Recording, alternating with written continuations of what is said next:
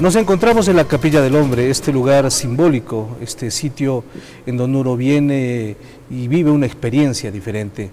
Aquí justamente en este sitio vamos a conversar en los siguientes minutos con Ignacio Ramonet, un gran pensador, comunicador europeo, pero que parece que es latinoamericano en realidad, porque las cosas que ha dicho y lo que está diciendo en este momento se asemeja mucho a lo que piensan varios latinoamericanos, especialmente en el campo de la comunicación. Conversaremos sobre el proceso político ecuatoriano, sobre la libertad de prensa, expresión de Ecuador y algunos países de América Latina y por supuesto la experiencia allá en Europa. Ignacio, bienvenido como siempre al Ecuador. ¿Y cómo se siente en este momento aquí en el país, aquí en este sitio tan simbólico del maestro Guayasamín como es la Capilla del Hombre? Este sitio es un sitio lleno de espiritualidad, de creatividad, sitio al que ya he venido varias veces y que siempre me impresiona por la fuerza creativa de Guayasamín, la fuerza evocadora. Me encuentro bien y muy contento de estar en Quito, pero con problemas de voz, como usted está constatando por causa de la climatización, del aire acondicionado. Pero espero que me quede un poco de voz para que podamos conversar. Vamos a administrar bien esa voz y sobre todo lo que nos interesa es saber y conocer lo que piensa Ramonet sobre varios puntos de la comunicación. América Latina está viviendo un proceso político diferente, o al menos algunos países, y la prensa ha tenido y tiene un papel preponderante en este momento. Muchos de esos sitios, en Argentina, en Bolivia, en Venezuela, en Ecuador por supuesto, los grandes medios con su protagonismo quieren ocultar una realidad que se está viviendo. ¿Cuál es su opinión respecto a este aspecto? Bueno, sobre América Latina, primero efectivamente decirle que estoy totalmente de acuerdo con su idea. América Latina vive hoy un momento muy particular. Probablemente está viviendo el mejor momento de su historia, de la historia de 2 siglos de historia. Se está celebrando el bicentenario de las independencias y quizá en estos 2 últimos siglos nunca ha habido, como lo estamos viendo ahora, a la vez, digamos, democracia extendida en los países latinoamericanos, paz, con la excepción de lo que ocurre en Colombia, globalmente en México hay una pacificación de otra naturaleza, evidentemente, en México, pero no de naturaleza política directamente, ¿no? Y por otra parte, se está viviendo un crecimiento muy importante en estos países, que además esto se acompaña por una disminución de la pobreza. Hay que saber que en los últimos 12 años, en América Latina, más de 80 millones de personas han salido de la pobreza, gracias a las políticas implementadas por los gobiernos progresistas. Entonces, estamos viviendo un momento muy importante para América Latina y además un momento de estabilidad política. Y esto probablemente puede durar también. O sea que estamos en un contexto en el que nunca ha habido tanto interés por la integración con todos estos mecanismos, ¿verdad?, que vemos desarrollarse, UNASUR, el ALBA, la CELAC recientemente, etcétera. Todo esto muestra una voluntad latinoamericana de trabajar en común y de trabajar en favor de la prosperidad de los pueblos. Y en ese contexto, ¿verdad?, la reflexión suya era de decir cómo se están comportando los medios. Pues yo creo que el esfuerzo que están haciendo los gobiernos progresistas, que son mayoritarios en esta región, es un esfuerzo que está, digamos, que pone hincapié en la justicia, en la igualdad. Y por consiguiente, en el campo de los medios había una terrible desigualdad. Y que es que había un monopolio del sector privado sobre los medios de comunicación, que tienen evidentemente mucha influencia en los espíritus. Y muchos de estos gobiernos se han planteado la necesidad de reequilibrar ese monopolio de posesión de los medios, de la propiedad de los medios, y están creando servicios públicos de información, de comunicación. Y esto es bastante mal tolerado por los grupos privados de comunicación. Y por eso, como decía usted, hoy día cuando uno se pasea por América Latina, yo lo acabo de hacer por casualidad, ¿verdad?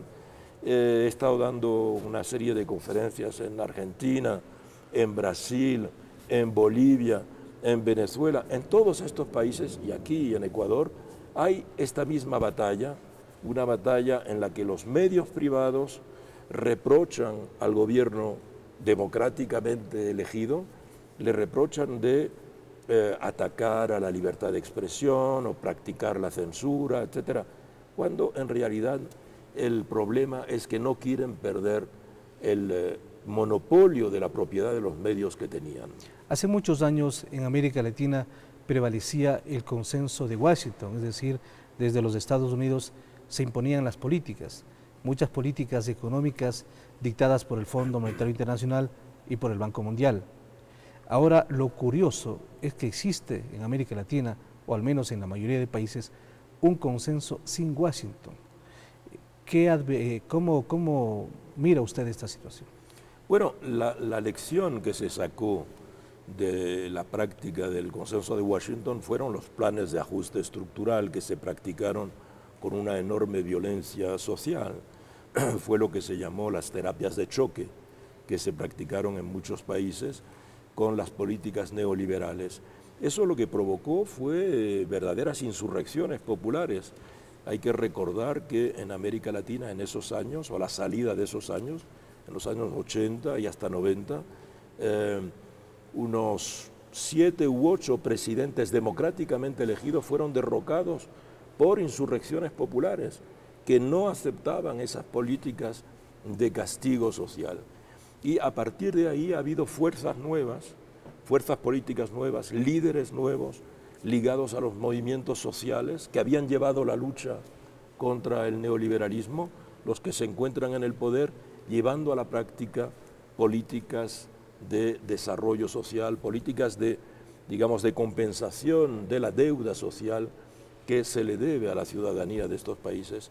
Y por eso estamos en una época muy diferente de la precedente, y tan diferente que hace que esa experiencia de haber tenido que luchar contra el consenso de Washington lleva ahora a los nuevos gobiernos a tener políticas mucho más pensadas para preservar los sectores estratégicos de la economía y trabajar, como decía antes, en pro de una integración latinoamericana más importante. Esto es tanto más interesante de subrayar que en este momento en la Unión Europea estamos viviendo una especie de consenso de Washington al revés, ¿verdad? En fin, al revés, o a destiempo. El consenso de Berlín ahora. Consenso de Berlín, tiene usted razón, consenso de Berlín. Y este consenso de Berlín se traduce por unos planes de ajuste estructural extremadamente brutales, que están empobreciendo a la población en Grecia, en Portugal, en Irlanda, en Italia, en España, en muchos países. Y Europa está viviendo un poco lo que vivió América Latina en los años 80, 90, con estas políticas. Y es posible que el resultado sea el mismo. Vemos que las elecciones están llevando al poder ahora a líderes de izquierda, partidos de izquierda, o en todo caso las izquierdas suben, también suben las extremas derechas, hay que tener bastante cuidado. Pero en todo caso hay una similitud entre lo que conoció América Latina hace 20 años y lo que está conociendo en este momento la Unión Europea, y de ahí que muchos líderes jóvenes europeos miran hacia América Latina para inspirarse y hallar soluciones de respuesta. Es el caso en particular en Francia de Jean-Luc Mélenchon, el líder del Frente de Izquierda, que ha llegado cuarta fuerza política francesa, y el líder de Syriza, la fuerza de la izquierda griega, que ha llegado en tercera posición y mejor situado que el partido, en segunda posición, perdón, y mejor situado que el partido tradicional de la socialdemocracia. En estos 5 años, el presidente Correa mantiene un 80% de aprobación de su gestión, muy alta, debido incluso al nivel e incomprensible para algunos porque siempre el desgaste de los líderes en ejercicio es permanente. Lo curioso es que acá ya existen medios públicos, el presidente Correa los ha creado, la Revolución Ciudadana le ha dado forma a los medios públicos, pero están en permanente en el ojo de los medios privados y las hegemonías de los medios privados. ¿Cuál es su visión de lo que ha visto en cuanto al desarrollo de los medios públicos, de esta comunicación diferente que se está viviendo en el Ecuador?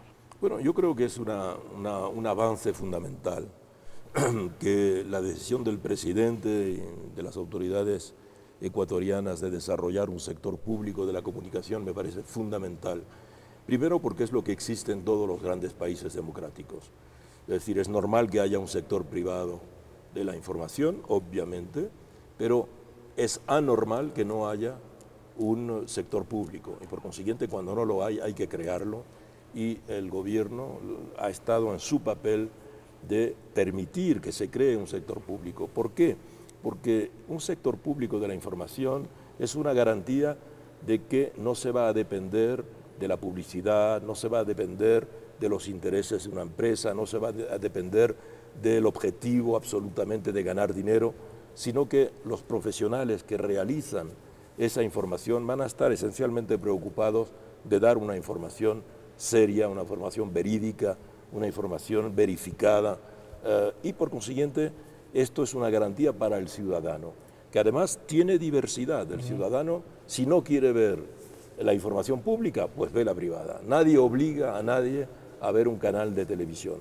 Pero lo que está bien es que el ciudadano que quiere hacerse una idea pueda tener dónde escoger.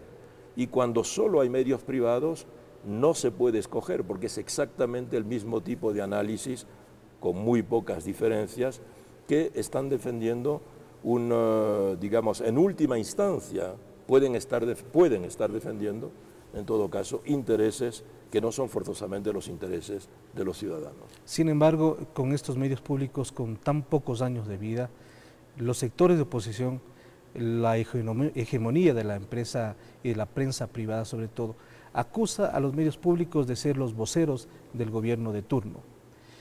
¿Cuánto tiempo hay que esperar para que un poco se desarrollen los medios públicos?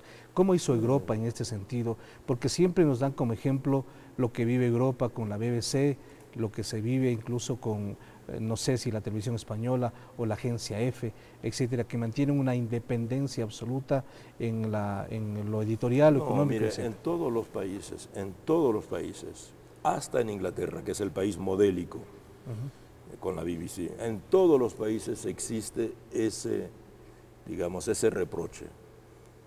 Se le reprocha al sector público de información de estar al servicio del gobierno. Eso es un debate permanente. Y a veces es cierto, en muchos países es cierto que el gobierno trata de controlar a los medios públicos, pero para eso existen sindicatos, para eso existe también la deontología y la ética de los periodistas, para saber también frenar las ambiciones de un gobierno que quisiera manipular a la información. Ahora, tiene usted razón de cuando habla de tiempo, cuánto tiempo es necesario, porque no se improvisa así en 2, 3, 4 años un servicio público de la información, no se improvisa. Y por consiguiente se necesita tener experiencia. De igual manera hay que ir hacia el hecho de que el sector público de la información no esté directamente piloteado por el gobierno, pero esté piloteado por lo que podríamos llamar una alta autoridad o un tribunal supremo, digamos, de los medios, y que la composición de ese tribunal sea suficientemente plural para que no haya sospecha de que está al servicio de tal partido o tal otro partido.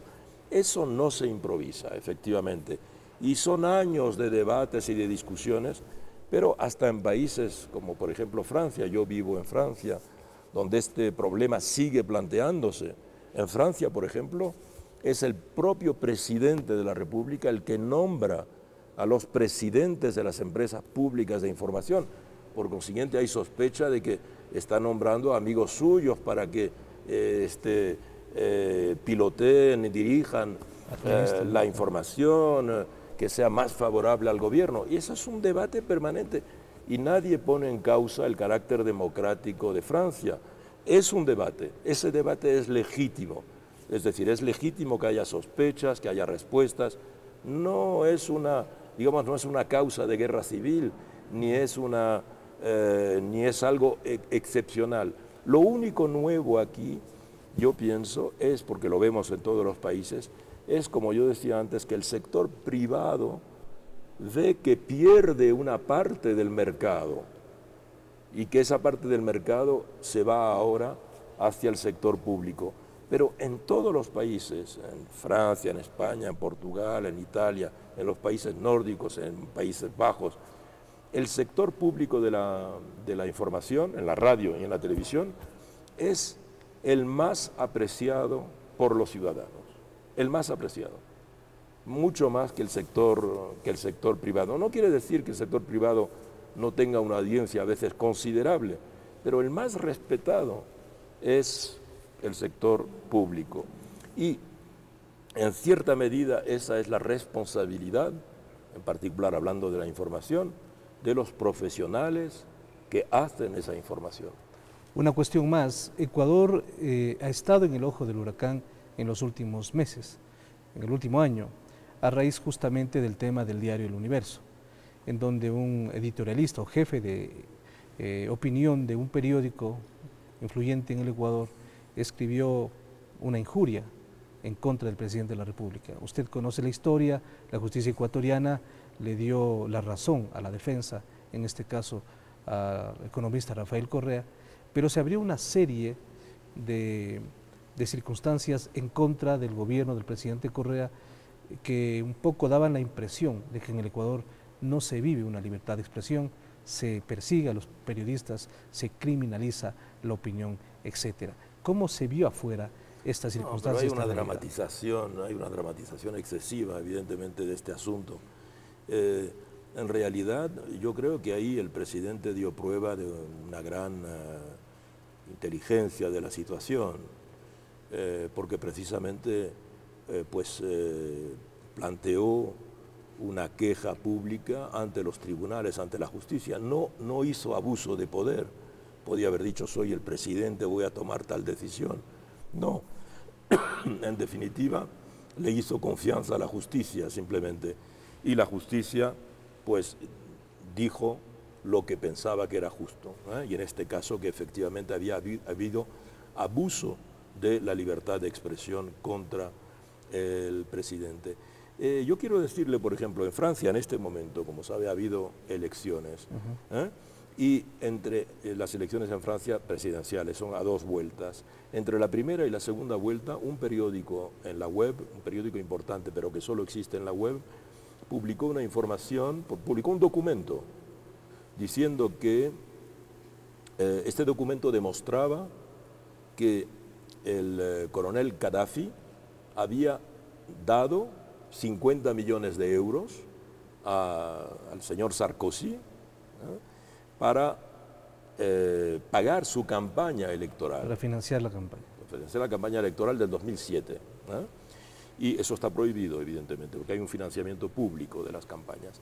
Entonces, ¿qué hizo el señor Sarkozy? Pues el señor Sarkozy, basándose en la ley, en Francia hay una ley desde 1889, la ley del 22 de julio de 1889, es decir, exactamente el año en que se construyó la Torre Eiffel. Y esa ley castiga con penas de cárcel a las personas que difunden falsas informaciones. Y él, en todo caso, planteó una queja ante los tribunales, que aún no se ha resuelto, evidentemente, contra el periódico, acusándolo de difundir falsa información. Nadie ha dicho que en Francia hay censura, o nadie ha dicho que el señor Sarkozy es un dictador. Esa situación, digamos, es una situación que ocurre en las democracias más antiguas, y en este caso, en todo caso, yo creo que el presidente ha dado una prueba, el presidente Correa ha dado una prueba de que son debates que pueden llevarse a cabo en el ámbito intelectual, pero también en el ámbito de la justicia, y que en ningún país existe lo que llamamos libertad de prensa o libertad de expresión sin límites. Todas las libertades tienen límites, son los límites que plantea la ley. Y también a la prensa y a la libertad de expresión hay límites que plantea la ley. Usted el próximo lunes va a dar una charla, una conferencia a diferentes sectores de la comunicación aquí en Quito. ¿Nos puede adelantar algunos detalles ya en esta parte final de la... Mire, voy a hablar esencialmente del tema de mi nuevo libro. He escrito un libro que se llama La explosión de la comunicación y en particular la explosión del periodismo. Y este libro es una reflexión sobre cuáles son los efectos del impacto de Internet en el ámbito del periodismo. Cómo hoy ya no se puede hacer periodismo como en otra época. ¿Qué es lo que está cambiando? ¿Qué es lo que las redes sociales están modificando? Twitter, Facebook, ¿qué es hoy día ser un periodista? ¿Tiene sentido o no tiene sentido? ¿Por qué la prensa escrita de papel, de pago, está desapareciendo en tantos países? ¿Qué es lo que está sustituyendo? ¿Qué nuevos géneros, qué nuevos métodos, qué nuevas tecnologías? Por ejemplo, las tabletas que han surgido. Bien, es decir, es el libro que hace a la vez una síntesis general de este enorme terremoto que se está produciendo en el ámbito del periodismo y por otra parte una serie de proposiciones sobre vías para tratar de preservar algo que es absolutamente fundamental, que es un periodismo libre sin el cual no puede haber democracia. Ignacio, muy gentil y gracias por estos minutos de reflexión para el ciudadano y por supuesto para la televisión pública. Muchas gracias a vosotros. Muy gentil. Y nos vamos justamente con un pensamiento del maestro Osvaldo Guayasamín. Mantenga encendida una luz que siempre voy a volver. Justamente aquí en este sitio, el próximo lunes se va a llevar a cabo este panel, esta conferencia de Ignacio Ramonet, al cual ustedes están invitados. Hacemos una pausa, regresamos con más información aquí en El Ciudadano.